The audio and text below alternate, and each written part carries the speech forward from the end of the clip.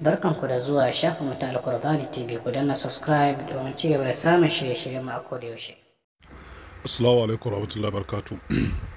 Dala yan uwa so ku ba da lokaci ku saurari jawabin dan uwa Malam Sanusi Asadu Sunna Amore da kuma tattauna da yi da mutanen da wannan abu ya wakana a garin Sokoto kafin mu zo mu saki namu sakon insha Allah ta'ala. Ku ba da lokaci da Allah ku saurara abin da kyau, ku ji abin da ya wakana ya kuma kasance bisa kisan wannan bawan Allah da aka yi da zargi na ƙarya da kazafi kan cewa ya zagi Annabi sallallahu alaihi wasallama, wanda abin ya faru a jiya a Sokoto, wanda kowa ya ga abin da ya trending a media cewa abinda a hakikanin mutumin nan ya faɗa ba zagin Annabi sallallahu alaihi wasallama bane. Ya maimaita abinda Dr. Idris Bauchi ya faɗa ne cewa baya neman taimakon manzo Allah sai Allah, kuma baya neman taimakon wani mahaluki a duniya ko Shehu Ibrahim ko Shehu Tijjani. Insha Allah muna da wasu ƙarin bayani da zai biyo baya, amma ku saurari wannan tattaunawar da kyau, ku ji ta da kunnanku, sannan ku mana alƙalanci game da wannan kadiya don Allah. Assalamu alaikum wa rahmatullahi wa barakatuh. Yan uwa musulmai, ga mu Allah subhanahu wataala ya kawo mu cikin kara domin ɗauko muku sahihin bayanin abin da ya faru a yau nan, a yau Lahadi 25 ga watan 6 shekara ta 2023, game da wani matashi da aka kashe mai suna Uthman, da sunan cewa ya zagi manzon Allah sallallahu alaihi wasallam. Ga mu a cikin kara ta shanu, mun zo wajen ciyaman a ranka daɗe ciyaman, kuma baban mun zo don Allah domin mu samu cikakken sahihin bayanin abin da ya faru na cewa yaron nan ya zagi manzon Allah ne ko kuma menene ya faɗa, me ya auku. Assalamu alaikum. A'udhu billahi minash shaitanir rajim. Bismillahir rahmanir rahim. Sallallahu alaihi wa sallam. To gaskiya a takaitaccen jawabi, ni ma na samu labari ina gida ban fito ba. Na'am. Ba su ce man nawa ya kira ce min ga hayaniya ta tashi a cikin mahota. To ba abin da ke iya sulhuntuwa na bai ce awa turo ma'aikata, abin ya fi ƙarfin al'umma. Da kira DCO na Kwanni local government division ɗin Kwanni, ya ga mishi sai tura mutum 3. To abin suka zo suka ga ya haƙarfin su, ya kira ne ce mu haɗa da membobin mu a kama musu, abin ya fi ƙarfin su. Sai ni fito da kaina ne zo ni kira DPO, ya zo ya same ni, aka ta kira na, abin yana da hayaniya kwarai. Ya ce mi ka faruwa wai, aka ce mutumin ya yi wani kalami na batanci zuwa ga manzon Allah sallallahu alaihi wasallam. Al'umma suka mataki na cewa jini ne halitta suna ta kuwa. Ko shigo aka ce mai ga abin da faruwa a abka. Yaron ya yawayi ni al'ummar da a cikin wani su yawayi su na kariya zuwa gare. Abin ya fi ƙarfin al'umma saboda yawan mutane. To yan sanda da suka zo muka ga muna kan hanya da DPO da DCO muka to wurin, aka kira yan sandan da suka kira suka ce wallahi ya mara su. Ko da mu zo muka isko gawa ce abu bai cewa Madina ya je shi ma aka ce a tafi asibiti akan kare ka a wannan abu shi ko a je wurin bincike, aka raunana mishi kai. Ko da muka zo muka isko shi mu kan muna shiga, sai muka isko mu al'umma su don an ɗo mataki na tattaruwa da suna jifa sai DPO muka ba su to gashi Allah ya kaddara haka, sai a ɗauka bincike, sai a cikin wani tun da yanzu wannan abin na yayi ko bai yi ba, wannan Allah ɗaya sai da bai da rai ba mu na an kai. Gaskiya ne. To amma ciyaman ba sani ba ko kila ka ji labarin wasu waɗanda kalamu ne ya amfani da su, wasu lafuzza ne ya amfani da su har al'umma suka mai hukuncin cewa zagi manzon Allah. To a ce dama mutumin shina da yawan garrama addini, ban samu hakikanin ciya ga lafazan da ya kulla da su. Lalle dai abinda aka ce nace mi da nace me zafi abin haka, aka ce ga ya batanci zuwa ban san kalmar da aka ce ya faɗa ba. Don abu na riga ya amku har babu rai, kaga wani dogon bincike da wani jaye-jaye, wani gurin wani hayatsaniya na, ba a san yadda wannan abin zai kariya ba.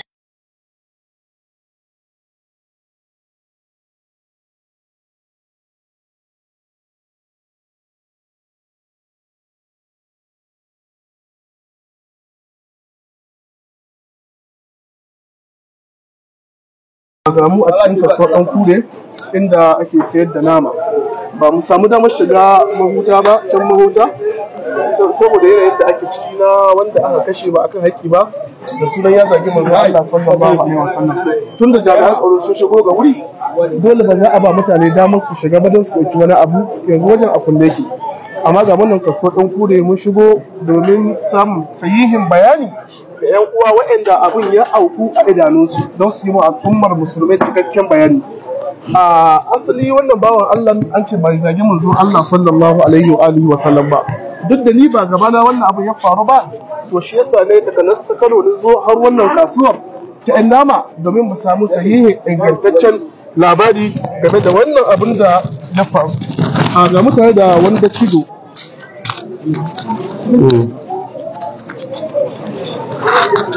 Assalamu alaikum wa rahmatullah. Wa alaikum assalam wa rahmatullah. Da cido barka da yi. Yawa. Ya kokari. Alhamdulillah. Mun zo ne domin mu samu cikakken bayanai game da abin da ya faru da wannan bawan Allah. Wasu suna cewa ya zagi annabi, suna cewa ba annabi ya zaga ba. Allah menene asalin farkon magana da ya jawo maganar hatta kai aka yi wannan maganar har wannan abu wanda bai da kyau ya au. To, ni abinda nikan kaina na kaji game da wannan maganar. Ni dai na taho inda sun ka rigima ko da to amma an gama rigimar. Na isko dimshinta. To wanda an kai kusa ga sai ce wai mina na akai.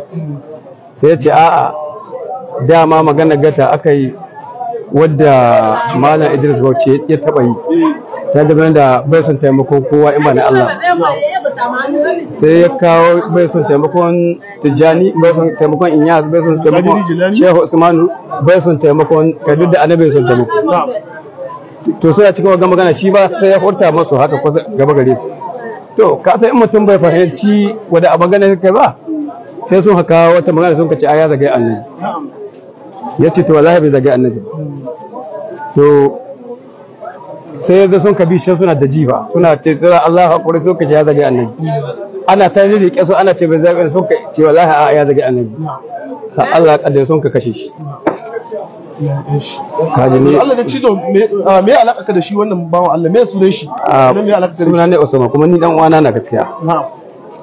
Dan uwana na.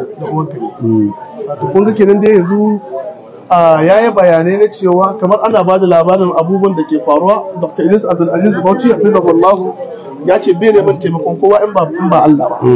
Kuma wannan shi abin da Qur'ani ya karantar da mu. Yawwa. Annabi Muhammad sallallahu alaihi wasallam shi ya zo da addini. Kuma shi ne wanda ke bayanin addini. Duk wanda ya bayanin addini ba irin yadda annabi ya bayani ba, wannan bayanin ba. Wannan bayanin banza ne. Ko ba haka ba. A hakikanin gaskiya abinda addini ya karanta shine ba a neman taimakon kowa ga abinda Allah da iko ya taimaka. Kuma annabin shi ya karantar da haka. Shi annabi ya karantar da. Shi yace idasta anta fasta'in billahi. In za ku nemi taimako, kar ku nemi taimakon kowa sai taimakon Allah. Shi kuma Allah yace iyyaka na'budu wa iyyaka nasta'in. Kai kaɗai muke bauta mawa kuma kai kaɗai muke neman taimako. Wata rana sahabban manzon Allah sallallahu alaihi wasallam wani munafiki ya haddabe su yana cutar da su. Sai suka ce bari mu tashi mu je wajen manzon Allah mu nemi agajin manzon Allah game da wanda munafiki. Annabi ya ce a'a sanadi ana neman agaji ne da Allah ba a neman agaji a gare ni.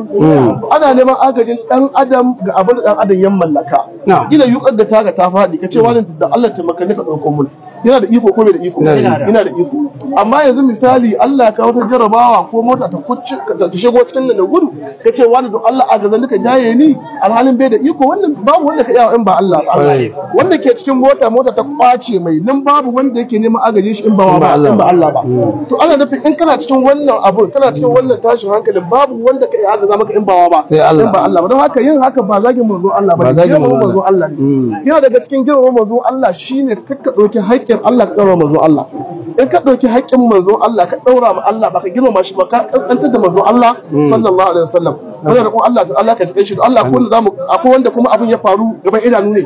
Ba sai ba kila ko gaban idanunka waɗannan abubuwan suka faru. Kana dan da wani abu kai wanda zaka ce. Ni dai abun da na gani kowai. Na. Ya kamata ka san sunanka. Sani. Na'am, Sani. To gaskiya abin da ya gabata ni dai bakin abun da na gani. Na'am. Ya zo me yace min waɗanga mutane sun to kaza sun ce ba a bi taimakon ana bi taimakon manzon Allah da wa yace shi bai yadda ba. Nace ai duk wanda ya sani ai Allah shi ɗaya yake. bai da abokin tarayya.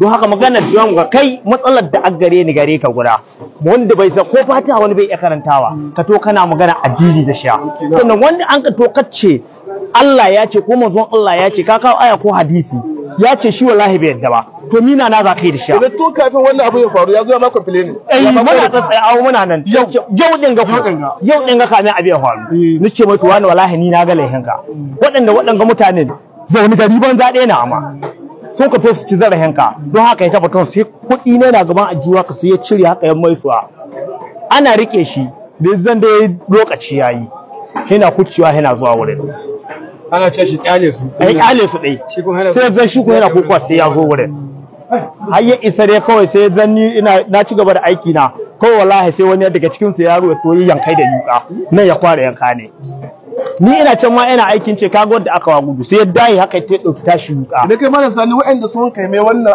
aika ba su da ma alakar zuwa makaranta ba su da kwata gaskiya ba su da gaskiya ba su da sallah ba su damu wala ba su damu da ita ba don ba mutum guda na gari daga cikin su sun kai wannan aika waɗanda ka iya daura layu da komi ga cikin su ko waɗanga sun isa su kashe mutum su ce jihadi da suna akwai wanda daura laya yana tare da manzon Allah bai tare da sha don haka to da yanzu haka ne sai sun ka kama jiwa ni ina ma yankan nama wala kai ni kardan wani ma ta jiwa ko shakka babu wannan abu zalunci ne kuma cin zarafi ne kuma taka dokar Allah ne kuma shiga haƙƙin bayan Allah ne babu dalili. Ko shakka babu a saurare mu za ku ji sakon mu insha Allah ta'ala. Amma wannan abu da aka yi muna Allah wadai da shi kuma hukuma muna kira da dau mataki shi yasa muke yawan kira ga hukuma kan cewa idan abu ya faru irin wannan aka ce wani ya zagi manzo Allah kafin a kai ga hukunta shi hukuma ta yi abin da ya dace. Shi yasa muke so abu idan ta tabbata mutum yayi hukuma ta hukunta shi. Idan ba ta tabbata mutum yayi ba hukuma ta kubutar da shi daga wannan zargi. To saboda aka bar doka a hannun mutane to za a rika halatta jina na wanda ba a ji ba gani ba sannan kuma tun ba yau ba wannan kalmar ta kin annabi yake bakin yan dariƙa ta kin annabi so da dama idan dan dariƙa ya ga dan izala sai ce masa makin annabi yanzu gashi tun suna fada yanzu gashi sun fara daukan mataki kan kisa halasta jinanan ahlus sunna yanzu me laifin wannan bawan Allah da ya ce baya neman taimakon manzo Allah sallallahu alaihi wasallam sai Allah me laifin sa annabin ne fa koyar da haka cewa izasta anta fasta in billah bai ce wa izasta anta fasta in bi ba bai fada ba idan za ka nemi taimako ka nemi taimakon Allah idan da ana neman taimakon annabi sallallahu alaihi wasallama alsadda masifa ya faɗo a wannan halin da muke ciki da annabi sallallahu alaihi wasallama ya faɗa mu nemi taimakon sa amma ba a neman taimakon annabi sallallahu alaihi wasallama sai Allah subhanahu wataala ba a neman taimakon wani shi idan mutumin ya zama maimaita wannan kalmar sai mutane kuma su zo su dau mataki irin wannan mataki mai tsauri haka a ina suka samu wannan suwa suka ba su wannan fatawa malaman dariƙa suna jin mutane su ne fa suke cewa masa suke fatawa ga mabiyansu cewa mu makiya manzo Allah ne har gobe dan dariƙa yana kallon duk wani dan izala makiyin manzo Allah ne so haka wannan abin yayi daidai kenan ya dace wannan abin ya ci gaba da tafiya haka kuma hukuma tana kallo ta shiru to gaskiya ko shakka ba za mu yarda da wannan abin ba kuma ba mu yafe ba kuma ba za mu goyi baya ba kuma muna jira mu ga wata doka wani hukunci hukuma za ta dauka wani wato ainihin doka hukuma za ta dauka game da wannan abin da ya faru so gudun ƙara faruwarsa nan gaba dan ba za mu zauna muna gani mutane suna zuwa suna alakanta mu da kin manzo Allah har da halatta jinin mu akan abin da ba gaskiya bane wannan ita ce kai karatu aka duk mutumin da ya ƙara ce mana maki manzo Allah ko shakka ba mun san kowa ya zamu kai mata zamu kai shi kotu sai mun shari'a da shi ko mu shari'a da shi a gaban Allah to aka jama'a saurare mu muna da sako insha Allah game da wannan kadiyya dama muna jira ne mu ji hakikanin abin da ya faru kafin kuma mu wato ainihin aika namu sakon da kuma jawabi saboda haka mutane kuma su rika taka tsantsan wajen yin magana cikin jahilai akwai magana za ka yi ta gaskiya ne amma kuma in ka shiga jahilai ka yi ta za ka iya samun matsala saboda haka mutumin nan ya samu kai cikin jahilai dole irin wa'in abubuwan ba a rasa faruwarsu ba sadda ya haɗu da su wallahu ta'ala alam. Allah ya ji kansu, Allah ya masa